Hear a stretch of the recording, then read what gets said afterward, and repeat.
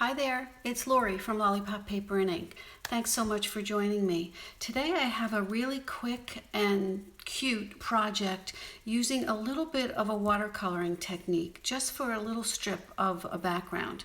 Let me show you what we'll need for this for today. This is the fluid watercolor paper from Stampin' Up. This came out in the new catalog, well, the new annual catalog. It's a little different. It's a little better from the old watercoloring paper that they provided. And we're also going to be using our water painters. Now these used to be called aqua painters, but now these are better. There are 3 different sizes to choose from. It comes 3. This is what the old one looked like, and it was both, you had 2 in a pair, and they were pretty much the same. But this is a really nice set. It has a small, medium, and I love this this one for background stamps, background watercoloring that you want to use. So we're going to use the medium size one today, and we're going to use just a 1.5 inch. I just cropped off 1.5 inches from this paper here, and then we're going to trim it down a little bit more, but just for the watercoloring, we want to make sure we have the whole surface covered. I'm going to be using the Beautiful Autumn, again, I love this set, the Beautiful Autumn stamp set, really just for the sentiment, but the showcase thing here is definitely going to be the watercolor background. And then we're going to use one of this was a bundle, and it came with these 3 little mini punches, which we're going to use one of them later. Okay, so let's get busy. We're going to, so I said this is just 1.5 inches by 6 inches, I guess, or 5 inches. I don't know what it was, just right out of the pack. And the first thing we need to do is to wet the watercolor paper. It doesn't work if you don't wet this first, and you can either use your water painter to just squirt it all on there, or it's just easier if you use the sprayer. This is just that little pump spray, and it's just regular water in here. So I'm just going to give this a good dousing because I want it nice and wet, and then I'm going to use just some fall colors. I have Daffodil Delight, Pumpkin Pie, and then just to add for a little extra interest, we'll use some Blackberry Bliss and Cajun Craze. Now these, this is how I do my watercoloring. On the old cases, it was very easy to just squeeze, and you were able to get the ink to pool into the lid there. It's not so easy with the newer the ink cases, so I'll show you what I do for that if that's not working my way. Okay, so all I'm going to do is I have a little bit here pooled. I have my water painter, and I'm just going to add some. Now, I'm not going to color it. I'm not going to cover the whole thing. And as I'm doing this, even though the watercolor paper is wet, I'm still pressing onto the barrel here.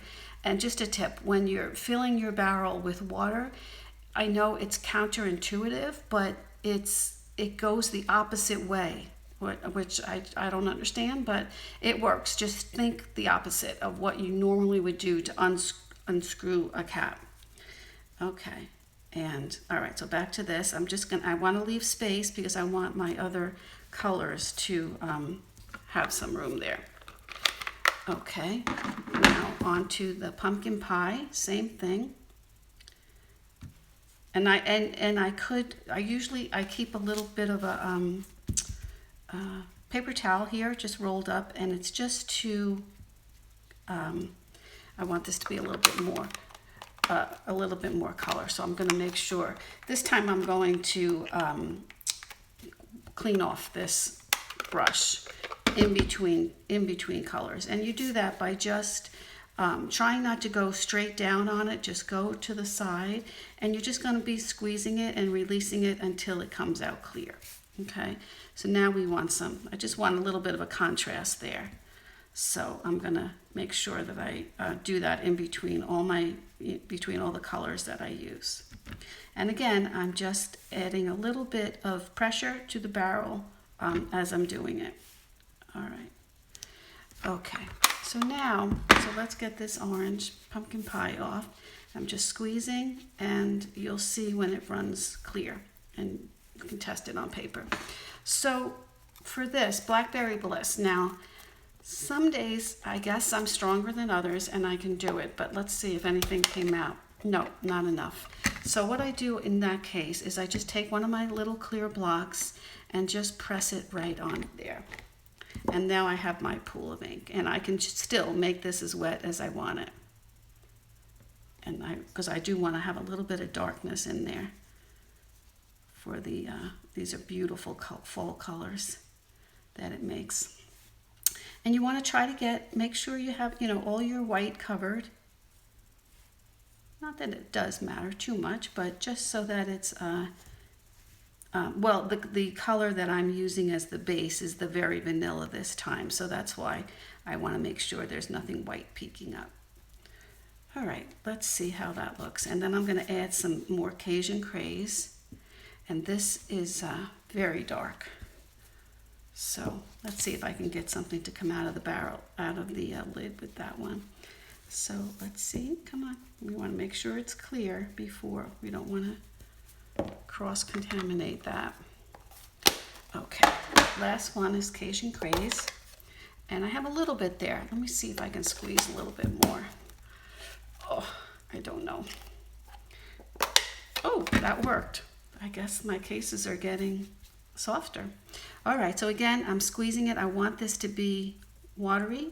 I want it to be very loose, and I'm going to fill in here just with little dabs of color. Okay. Oh, this is so pretty. And that's what I love about watercoloring, is it's different every single time. Okay, I think we have all our spots covered, and that's it. That's the whole thing that you have to remember, which is really just playing with paint. So it's not hard to do it all. All right, so I'm gonna let me clean this up and make sure, because you never know. When next time I pull this out, I want to make sure it's clean. Although it is a good idea to always test it before you do it, just to make sure there's nothing. I still see a little bit of pink. And even though it did stain the actual bristles, it's not going to affect it the next time you're using it. So yeah, so that's pretty clear. Okay, so let's put that aside. Now this is wet, so we do need to let it dry. And so, just to save some time, I already did one, same colors that I used, and it was 1.5 inches wide, and I just trimmed it down to 3 7/8 because that's what's going to be used for this layer. Okay, so we're going to put this layer on first, and this is simple. This is just layering, and I have my Stampin' Seal, so I can put this on. Actually, let me, I think I should do my sentiment first, just to make sure. I always do that first to make sure that if I'm crooked or smudge it or something, I can always just replace the paper and I'm not undoing things. So this is the this is from the Beautiful Autumn set, and I just used the soft suede, and I'm just going to put this down here on the bottom. Now normally I would put my my stamping pad underneath because it is photopolymer, but as long as I gave it good solid pressure, we're good to go there. All right, so we're going to adhere this to our soft suede base, and like I think I've said before, you don't need so much of this Stampin' Seal, so it just has a lot more stick to it. All right, so we're going to put this here, and then I'm going to now this is the dry piece, and it's trimmed to 3 7/8, and I'm just going to put that right up there. I use a little bit more when it's the watercolor paper, or when it's like an embossed paper. I like to use more. Okay. All right. And that goes right on there. Got some fuzzies on the edge here. Okay, so now before I attach this to the card base, which is the very vanilla also, I'm taking a little bit of this ribbon from the basket weave metallic ribbon combo, and I think I'm just going to put some tape on the back here. We'll cut a piece, and I just want to lay this right where the watercolor paper meets the with the berry vanilla. And I'm going to just put that on both sides. Make sure it's nice and straight. Give that a trim.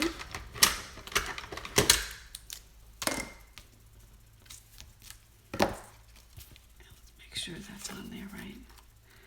And this ribbon is so cool because, as you can see, it has a mind of its own. But that's a good thing because it curls like, oh, that's why, because I don't have my glue in the right spot. It curls. If, you know, like how that paper ribbon we curl up for our gift wrapping? Well, you can do the same thing with this. We're going to try that in a little bit. Okay, so now after that, I'm going to take, I have this same ribbon, and these are called acorn trinkets, and these are just adorable for your projects. So I really want to be able to get one in there, and got to open it this way. Okay, so we're going to make a bow. We're going to put this on here. But I think what I'm going to do first is layer this on, because it will be too hard to layer it around once that acorn is on there. So we can just get all that done.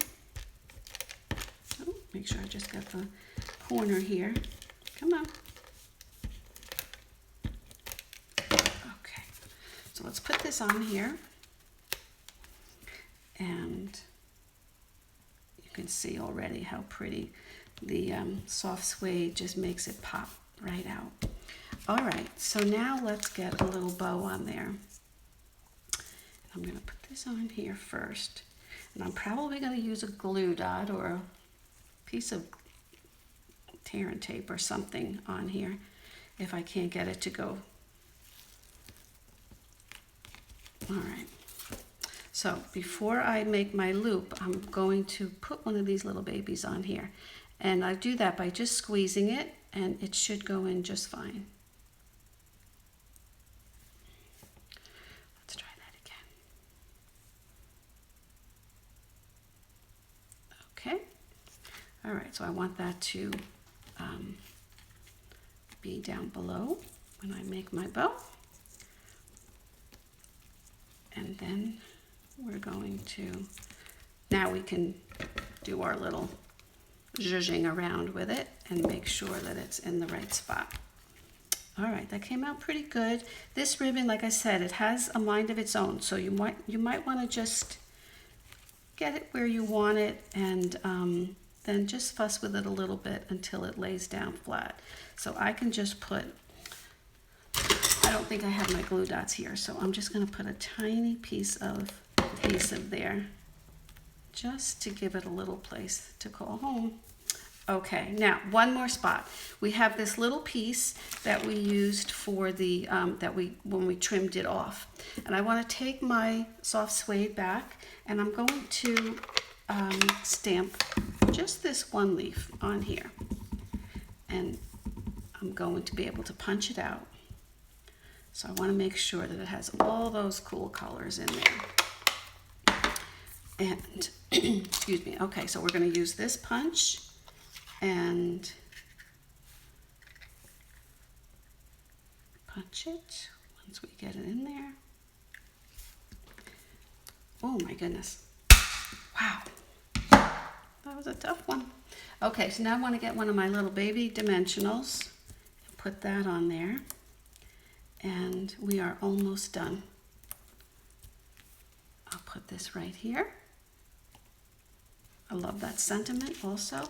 And now we're going to try to just, I think I could do it with this one. Just give it, oh, it's better to do it with your scissors. I'm going to try to give it a little bit of a curl.